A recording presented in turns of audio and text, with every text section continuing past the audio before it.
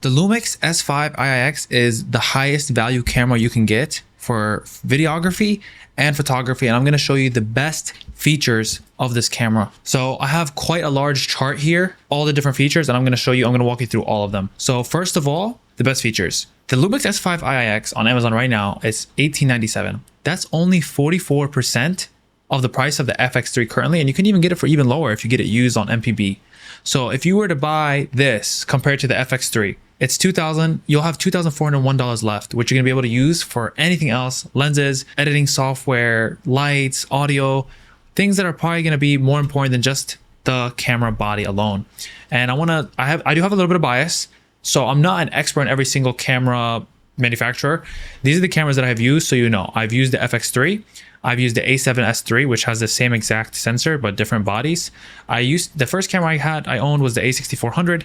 I sold that and we went to the FX3, got rid of that one. I also wanted to show you the A7S3 renewed. It was also a very good price as well, renewed. But so I've only worked really with Sony and the Lumix, and I switched. Oh, I actually owned one more camera, but I returned it. I completely forgot.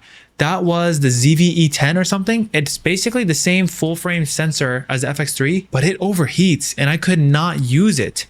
It's like the ZV-E10 Mark II or something. I could not use it for professional work, honestly. I do podcasts, I do other things. Like, I need to keep the camera running. And that's one of the greatest features of this camera as well, is that it does not overheat. Body only, $18.97. Great, amazing. Excellent video capacity. So let me give you the overview of the headers before we walk through the whole thing. So we have excellent video capacity. Let me click it. What happens if I click? Oh, great. I'm sure you can see that. Excellent video capacity. Okay. And let's go to over here. What else? Recording to an external SSD is a huge feature of the Lumix S5 IIX, and as well as excellent photography capacity. But those are the three things, and we have a bunch of little subheadings for each. So let's start with the green is going to be the benefits. So let's start in the middle. It has very good 4K 30 FPS. So it has also decent rolling shutter, and if you want to learn more about the rolling shutter, you can watch Gerald Undun's video, S5 Mark II. It's the same sensor, so it has the same exact rolling shutter, if you want more information here. It's not that noticeable. It's only 20 milliseconds, and Gerald Undun, he says 15 milliseconds is what he considers good. You're not going to really notice it. This is not really a big aspect unless what you're doing, the work that you're doing specifically requires you to have low rolling shutter or no rolling shutter. Then you would probably get something with a global shutter like the Sony A9 or something. The only downside for the video capacity here of this camera is it records 4K 60 at crop mode, APS-C. So if you absolutely need 4K 60 full frame, you're not going to get 4K 60 full frame with this camera. But for most work, for this price, for this value, why do you need 4K 60? And if you do need it, you could do it in crop mode. It's okay. It's no problem. You can get a crop lenses and it'd be totally good. For me, it's no problem. There's lots of codec options and bit rates. So you could see here, I had this chart made. We have 6K, 5.9K, C4K, 4K, 3.3, full HD. We have so many, and we have ProRes, by the way, recorded internally. It records in H.264 and H.265 depending on the bitrate, and you have many different bitrate options, all the way from 150 to 800 megabit. You could do inter or intra frame codec compression, which means it's either going to be full sized images per frame or compressed frames. And we have 10-bit video, so 10-bit video and lots of aspect ratios. I want to show you this. This is from the manual. We can record in different aspect ratios too. 6K, which is 3:2. We also have 17:9 and 16:9. That's the blue markers here. You can barely see it. So 16:9 and 17:9. And we have C4K 30. That's what I like to record in most of the time. That's 17:9 and that's full. That's this black dotted line here. And then you also have the crop modes. We have 3.3K, which is a 4:3 APS-C, which is this red one here. Interesting. And you have 17:9 APS-C. So you have lots of different options that you can record in. Not only that, I wanted to mention there's another one is MP4 Lite. This is an excellent feature for the codecs because it's only 50 megabits. This is 50 megabits per second, 30 frames per second. It's open gate. It's 4K. It records AAC audio, not wave, but it's compressed. So this is like a very light codec. It's 420 color. It's still 10-bit. And it's highly compressed, H.265. The point for this is you can easily edit this on your phone and transfer it to your phone with what feature? The external SSD feature, which I'm going to show you. So we're going to come back to this section. So we covered the decent rolling shutter, crop, 4K 60 and 4K 30 codecs. We're going to come back to that. But I want to mention is the recording to the external SSD. This is an insane feature, and basically I'm gonna show you what that looks like. So this is from an Instagram clip that I uploaded, but you could see I have an external SSD here mounted to my camera, and it's actually plugged in right here. You can't see it, via USB-C to the camera. And I'm able to record on a SanDisk SSD, a 1 terabyte SSD directly to there. And I can record high bitrate, 600, 800, 1.6 gigabit per second, ProRes video, huge files, which I don't do, most creators, YouTube creators or stuff like this, social media stuff, you're not going to need to do that. But if you're a professional, you can do that. But the point is, you're going to be saving a lot of money. You can get a 2 terabyte SSD for only $240 from Costco. Instead of getting not even, I don't even know how much this is, less than an eighth, 256 gigabytes for $469. And this is not even the one with a higher read and write speeds. This is what you're gonna want, the CFX Express. That's $200 for 128 gigabytes. If you record to an SSD, you do not get redundant recording. So if you do not get redundant recording. So if you need redundant recording, which I haven't necessarily needed, maybe I've needed it ever once when the USB-C got a little bit loose and it's stopped recording.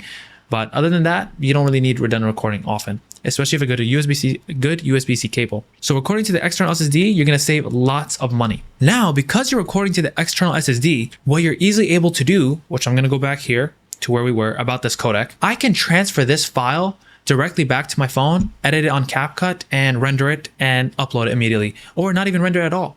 And you can even use this with the real-time LUT function. So this is part of the camera's wonderful features, many features, and more features than I even use, by the way. The real-time LUT feature, what does this do? You can make a LUT, right? For Vlog and Davinci Resolve or wherever you make your LUTs, most likely you can probably use Davinci Resolve, and it comes baked into that video. So all my videos on MP4 Lite have a specific color look that I made with a LUT on Davinci Resolve.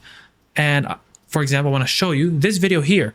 I made this video on my personal channel, and this is all made in look, it's that 3x2 aspect, and it has the LUT baked in. And all I did was go to Davinci Resolve. I still use it because I had time just to cut up the video and upload it, but I could have done the same thing, put the cuts in CapCut and uploaded it. And this is right out of the camera, which is amazing. What's really good about the MP4 Lite is it's only 50 megabits. So for 10 minutes of video, it's only 4 gigabytes. Less than 4 gigabytes in size. That's very good compared to what I normally use, which is C4K, 17:9 4K footage, 150 megabits per second. That would have been 11 gigabytes. So if you're planning on using your camera, sending those videos right to your phone, uploading them, Instagram, TikTok, wherever, you can use this codec, and it's very small. It can be edited on the phone. It transfers quickly. It's still 10 bits color. So this entire video is recorded MP4 Lite codec. Yes, that's what I did here. That's what's amazing about this, as well as the real-time LUT function. This real-time LUT function is also used in photos, which I'm going to show you later as well. It's lots of different features that come together. For video, another good thing is you have a waveform monitor in the camera. Beautiful. So this is the waveform monitor. You turn it on the camera. This is me, obviously. But what you could see is the whole frame, what's light, what's dark, and this is the whole frame, if you know how to read a waveform monitor. On log, the clipping point is at this line right here, I believe, and for crush blacks, it's here. So you could see some areas of the frame are dark, probably relates to this, and other frames are dark, and 50% gray is this line. So this gives you the easiest way to set your exposure. You don't need to necessarily worry about zebras or false color. It's in the camera. Quickly set it, put all of your main face or whatever it is you're doing around this point on the waveform, you're gonna be good. And yeah, this is all in the manual. It says 100% IRE is actually at this solid line, but in log, it doesn't go to 100% IRE, nor does it go to 0 here, this bottom line.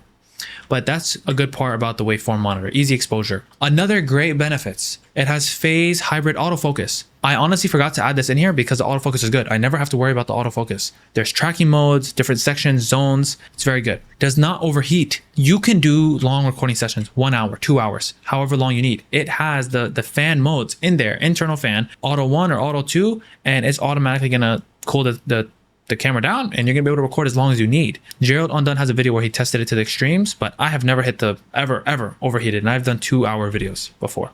It has 14 stops of total dynamic range, which you can probably get more, maybe out of, or the full 14s with noise reduction. This is from Gerald Undone's testing video, and medium means it has a good signal to noise ratio. So you get 12 stops usable where the noise does not overtake the dark areas. So 12 stops. Amazing. Great camera.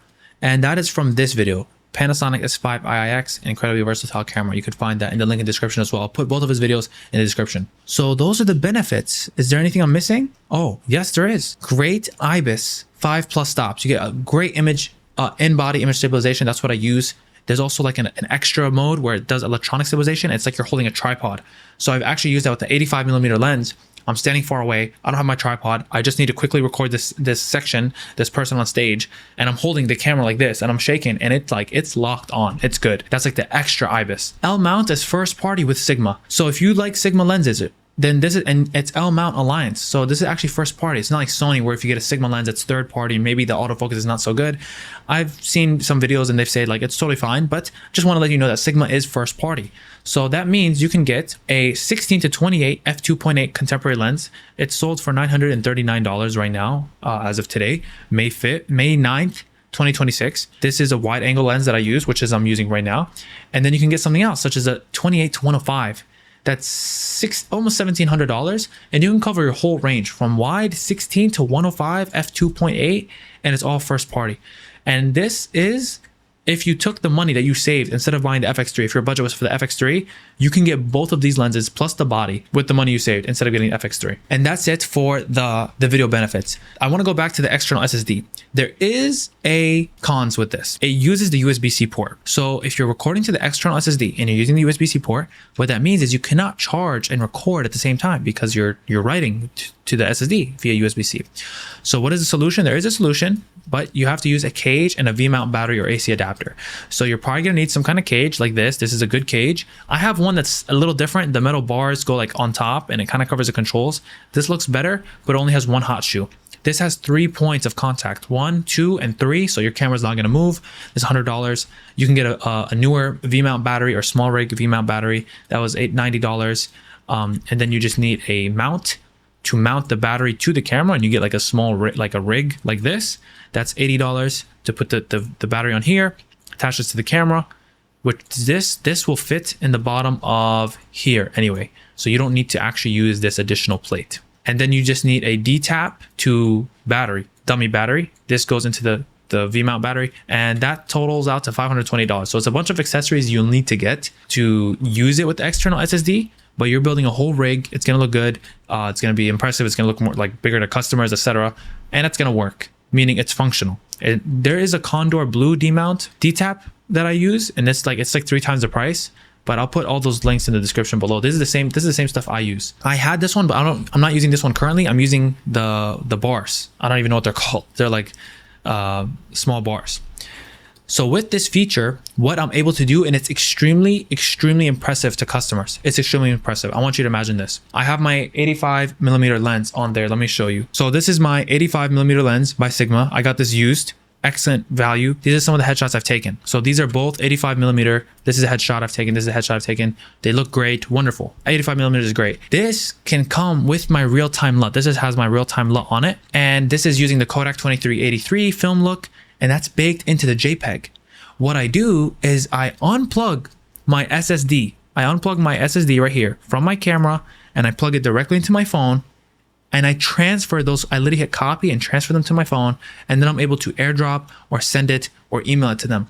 And if I don't even want the photos, like I've been to events where I've taken photos for a bunch of people. Like I get people together, take photo, just for fun, for free, nothing necessarily for work, but you can. It's very impressive to those people. Once I take the photos, I'm like, what kind of phone do you have? I have a new iPhone. Great. I unplug my SSD, I plug it into their phone, I drag the file over into their Files app, and not even, I just hit save to gallery, and it saves the image right to the gallery. Full JPEG from the camera, beautiful with the LUT, looks great. It is extremely impressive. And another con that I didn't mention with the USB, you need a good USB-C cable that is not going to loosen or lose connection. So you want a good USB-C cable, fits good. I found that a right angle one sometimes gets in the way if you have a bunch of stuff plugged in like HDMI and stuff. Another thing, so like I said, you're going to save lots of money. We already went over that. You don't need the CFX Express to use all of the recording formats. But like I said, if you want redundant recording, you will need SD cards, unfortunately. What's also good about the SSD is you can edit your video, your full video, once you're done, off of the SSD. I mean, it's an SSD. So you plug it into your computer via USB-C. It's fast. It has good read and write speed. And when the project is finished, so once I finish my entire project, I use Davinci Resolve Media Management, which what it does is it takes all the video that I used. So let's say I recorded a bunch of extra video that I didn't even use. It records only the parts that I've used, or I can choose just all video that I've dropped into my project, and then re-render that at a lower bitrate and save it and archive it, which is great. So you can reduce your video storage size, and I have a video about that, how to do that. So if you want to learn more about that, how to archive DaVinci Resolve projects without keeping all your raw footage, that's going to be in the description below as well. So that's one of the things I've noticed that you could do. There's a lot of features that you could do with that. Let's move on to the photo aspect. I talked a little bit about some of the photos. There's not too many, like, I guess, like photo benefits that I found. Like, it's a great photography camera. It's a hybrid camera. It has 24.2 megapixels effective. It has a few more total, but effective. It does 14-bit color, of course. It does there. I found a con is that 12-bit color for burst shots, but you do have very fast burst shots that you could do. And the mobile app, I didn't even include it on here, but the mobile app is amazing. You have Lumix Lab, Lumix Flow, and you can basically use your phone as a Bluetooth monitor.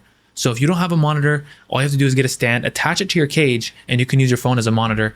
Amazing. Another feature is it has auto transfer. I think Sony has this feature as well, but it's sometimes a little buggy. I feel like all these mobile apps are a little buggy sometimes. Maybe you lose connection via Bluetooth or via Wi-Fi. It's a little annoying. If you guys have better luck with it, let me know. But the auto transfer feature, you connect it to your phone via Bluetooth and via Wi-Fi. And when you take a photo, it's automatically going to send that to your phone and you're ready to send. I personally prefer the SSD method. I don't have to worry about Wi-Fi or this, or connecting my phone to it, or not being able to access the internet or be able to look things up while I'm connected to the camera, or losing connection to the camera. But this is also something I used before I did that. So these are all of the best features about the Lumix S5 IIX and why I think it's an amazing value compared to Sony. Now, like I said, these are the only cameras that I've used. But if you found any value in this video, I want you to hit like and subscribe. A camera is used for business. If you're just using it for fun, get whatever Canon, Nikon, Sony, whatever it is that is gonna help you achieve whatever it is you desire. But I use this camera for business. I do use it for fun because I have it. Why not, right? I mean, your business should be something you also can probably do somewhat for fun. So, but for business, this is the best thing you can get because it's such a low price. It has so many features, so many value, and it's gonna help you save more money recording to the external SSD, be able to get cheaper lenses that are high quality, like Sigma lenses. You're saving money. You can get both of these lenses plus the camera for the same price as one Sony FX3 body. For what? And you can't even record to external SSD. You have to use SSD cards.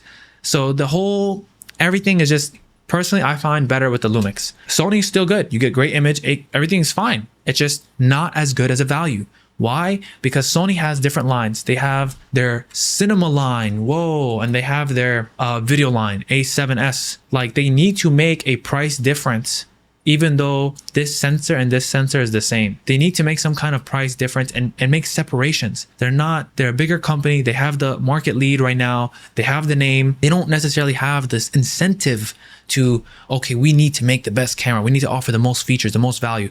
And something else I want to show you. This is the operating manual.